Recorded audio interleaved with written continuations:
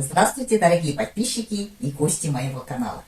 Продолжаем тему послелогий именительного падежа. Сегодня у нас очередной послелог кезінде переводится во время и в свое время. Например, карантин кезінде үйде болдық.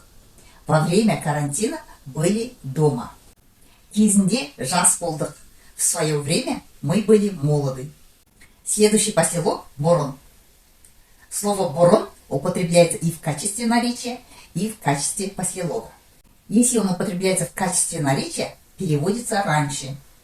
Если употребляется в качестве послелога, переводится «назад» или «тому назад». Например, бұрын жұмыс істеді, қазір үйде. Раньше он работал, сейчас дома. Здесь он употребляется в качестве наречия. Бір жыл бұрын жұмыстан шықты. Год назад уволился. Здесь употребляется в качестве послелога. Словосочетание «жұмыстан шығу» означает «уволиться с работы». На этом мы сегодняшний урок завершаем. А в следующий раз у нас будут еще другие послелоги. Поэтому подписывайтесь на канал, не пропускайте уроки и до следующей встречи.